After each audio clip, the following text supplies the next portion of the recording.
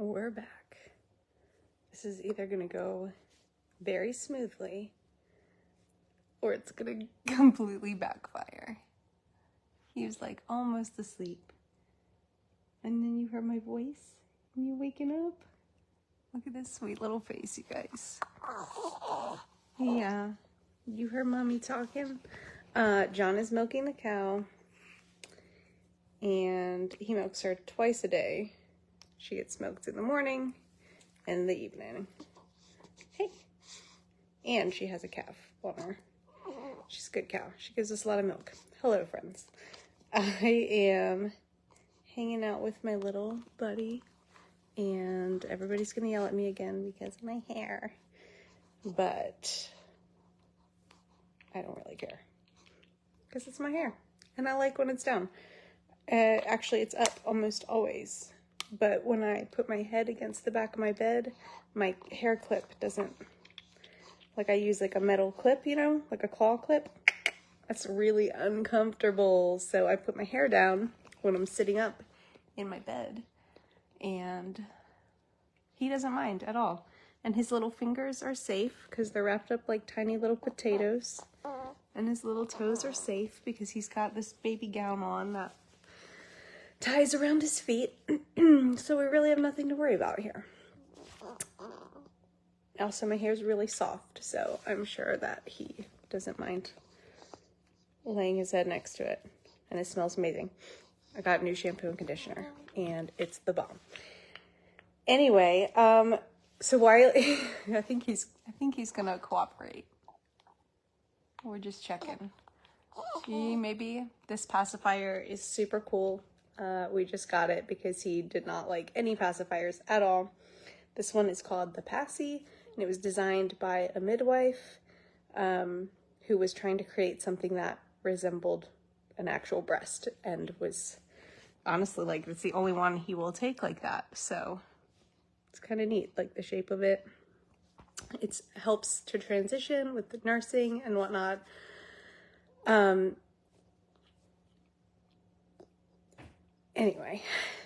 Anyway, that's that.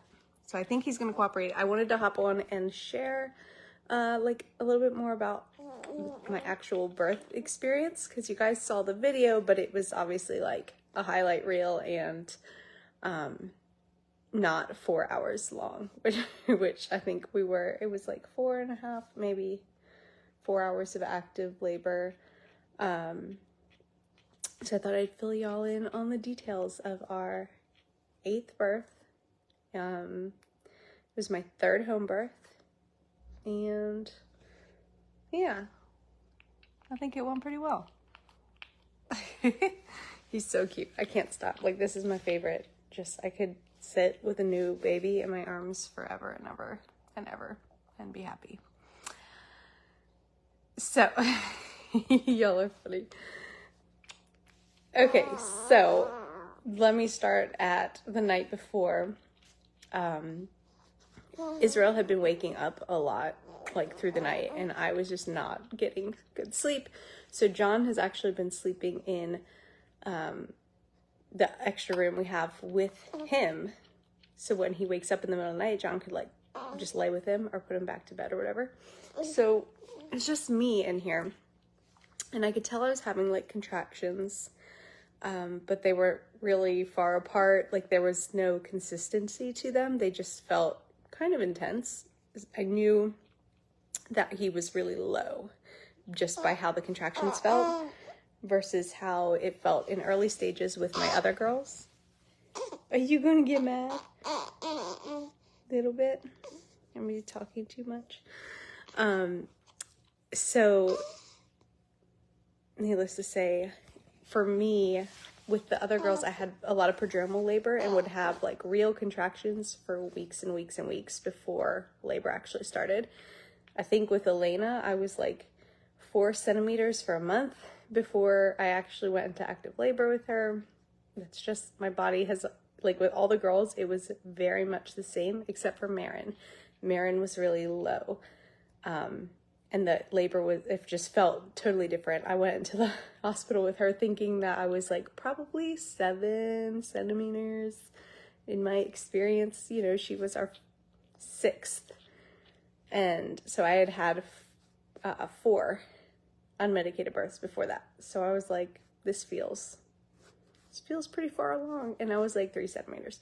But it's because she was so low that the contractions were much stronger. Whereas with like Everly and my other girls, they were up really high. So the contractions, even though they were strong and were dilating my cervix, they didn't feel like anything. So anyway, I knew he was like low. I could tell they were really intense, but they're really far apart. So I just didn't know, like, is this labor? Is this not? Definitely know that we're getting close. Things are going to be moving along soon. Funny story. I know we didn't share his due date, online, but he was actually born 1 day after. Hey, 40 weeks and 1 day. There you go. So right on time, pretty much. Anyway, hey. I think he has to burp. I just nursed him not that long ago, and I think, oh, he fell asleep after. Okay, so I knew it was the real deal when, like, there was some pink tinge when I used the bathroom. Just TMI. So plug your ears if you don't want to hear that. But we're talking about birth, so I feel like if you're here listening to a birth story, you're kind of signing up for all the nitty-gritty details. And there's your disclaimer, the last one. Anyway, that's when I was like, okay, this is definitely gonna be something. I feel like it's gonna be tomorrow. And so I just tried to sleep. I tried to get some sleep. I figured there's no point in staying up and wearing myself out and just being tired. I didn't feel like it was going to happen quickly, if that makes sense. So when I woke up in the morning, like barely any sleep. I feel like I just did not sleep well. Hi. I just kind of like was in the headspace for like, let's get ready to have a baby. It's going to be today, like it's about to happen. And I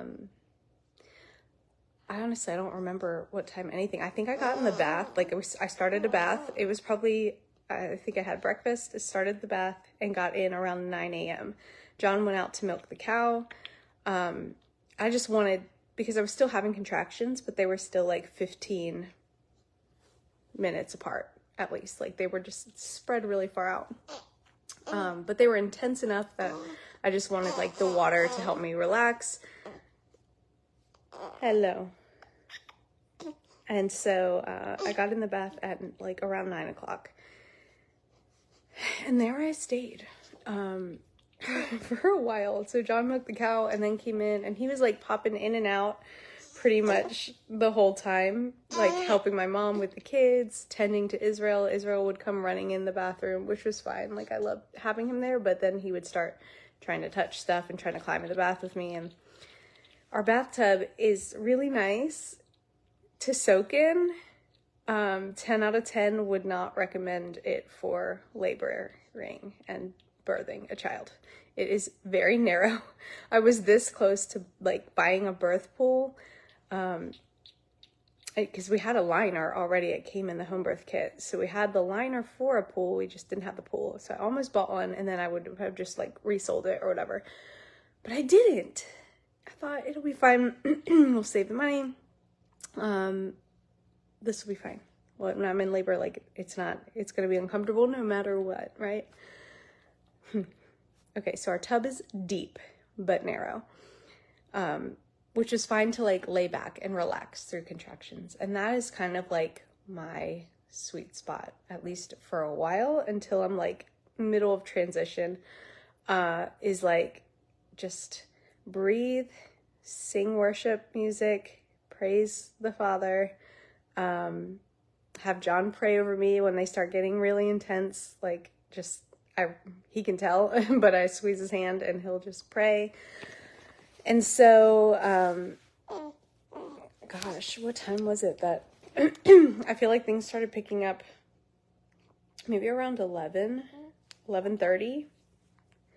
And I kind of hit that point of like, I'm actually over this, and I don't want to be doing this anymore, and I'm really done. Can we just quit? Can I just give up now?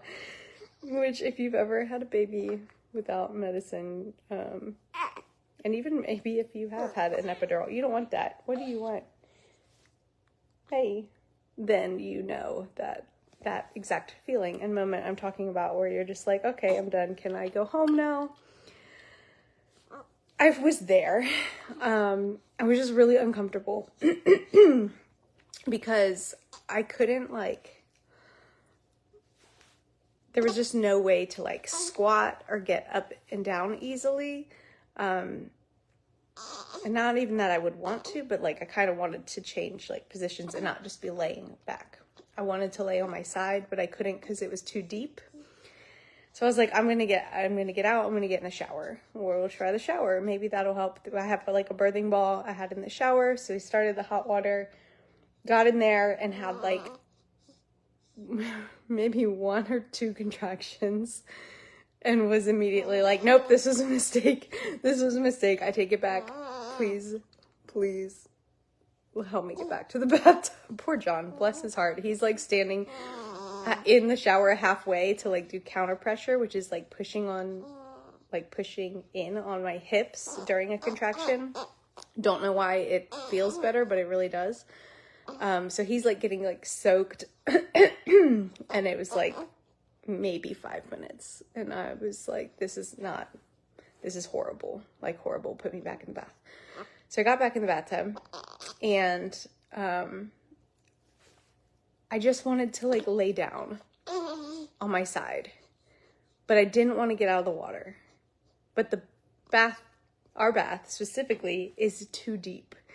So I don't even know if you guys could see it in the video. I'm not sure how much of this was actually in there, but I basically was like holding onto John's neck, like my arms around his neck, and he was just like holding me up so I could lay on my side without sinking. You know, I had to like keep my head out of the water, obviously, but I wanted to be on my side. So he just like held me like a little baby monkey clinging to his neck. I don't know how he didn't have a headache or neck pain the next day, but we, Kelly, that's cracking me up. Anyway, so I'm like hanging on to him through the contractions. For whatever reason, focusing on lifting myself up made it feel better. I guess just like concentrating on holding myself up. And I've seen women birth like that, like holding on to something and basically like hanging, like holding with their arms and holding their body weight up. It does work. So that's kind of what I was doing, is like holding myself up through the contractions and just like, God, please just feel all of this. Take the pain. You handle it. It's your burden, not mine. Like praying for the Father just to like hold me through it, because I did not want to do it anymore. I will say that I like it, other than Everly was like the longest time between being 10 centimeters and actually having her. His was like the longest active labor.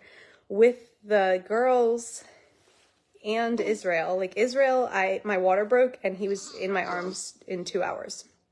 With the girls, my water never broke on its own, but I went to the hospital with a lot of them, and around 6 centimeters, things would kind of stall out because they were too high up. And so I always had my water broken, and then baby was out within 45 minutes. So it was always like I made it to this point, and then it was like fast and furious. I will also add that the time that I was in the bath, so like 9 a.m. until he was born at 1:46, my contractions never got closer than like 10 minutes until the very end when he was actually like being born. Before that, they were spread out so far. So I'd only have like 6 contractions in an hour, but they were really intense. So that was nice in a way, because there's like a break in between and I could really like recoup from each one. But also I feel like it just drug out a whole lot longer. Anyway, So yeah, it was probably like 30 minutes of hanging on to John's neck, but then I like I literally could feel the difference. I was like, okay, like the baby's coming for sure, can feel it. And there's this thing that our bodies do. It's really crazy. It's called the fetal ejection reflex. And it's basically like you can just do nothing and your body will push that baby out. Like it physically, your body takes over. You're not in the driver's seat anymore. You don't need someone to tell you to push. Your body knows what to do and it will push the baby out. So like that's kind of what I waited for with Israel. That's what I did this time too, because with him it was like the smoothest, like focus. Ooh. Hi.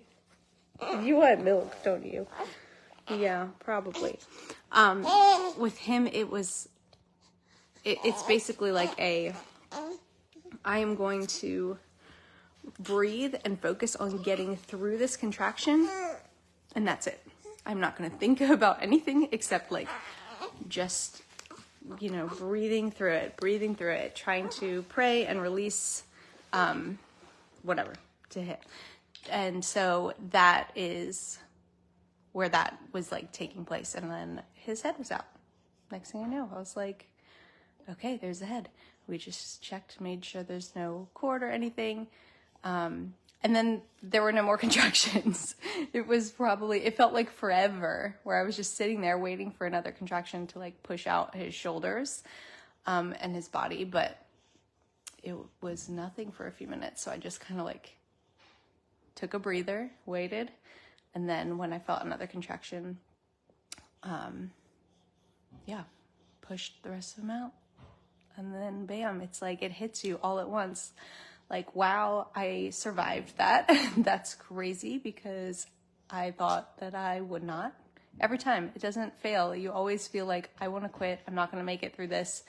Never will do this again. This is horrible. Why does anyone ever do this? But then there's this like flood of emotions of like, you know, wow, it wasn't actually that bad. Because like, it's over now. That's it. And then you have all the hormones and the oxytocin from having your baby. I mean, I didn't forget immediately. Obviously, in the video, I said that sucked. Because it did. But I always feel horrible, like, until the placenta is actually out. I always am, like, still really uncomfortable. And then once you can, like, birth the placenta, it's like, there's relief. Wow, I feel better. So, all in all, I guess that was 9, 10, 11, 12, 4 hours and 45 minutes of active labor. I think it started the night before where I kind of knew it was coming, but all in all, I don't know if I had to rate it on my birth scale of all my kids. I don't actually know. Maybe number 2, number 3. Israel's was like the top. But Jude's birth was also really peaceful and beautiful. Although it was in a hospital, much different environment, but it was still like peaceful. Do you have to go to the hospital afterwards to get treated? Nope, not unless there's something wrong. And for me, like there wasn't even, I would say the bleeding was very mild. Obviously you want to keep an eye on things like that, but they tell you that even in the hospital to like let them know. Obviously I've done this a few times, so I feel pretty confident in all the areas of birth and what I've learned and experienced and knowing my body.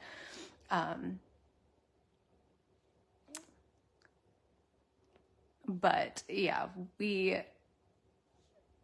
which girl? Everly was a home birth, and you can watch her video. That was weird. That was weird.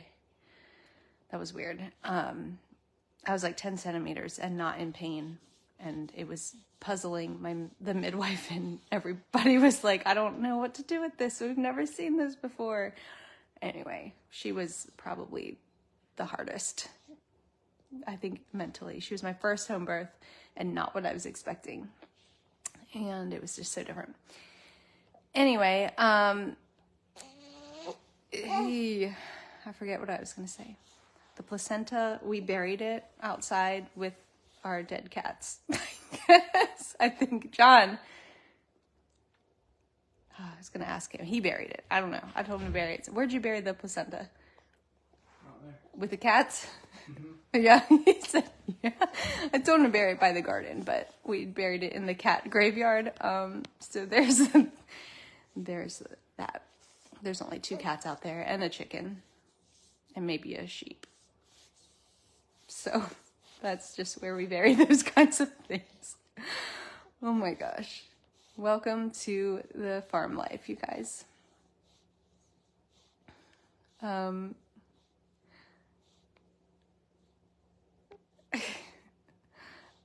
What did cats? Yeah, well, you know, have you ever had a pet and it died? That's what happens.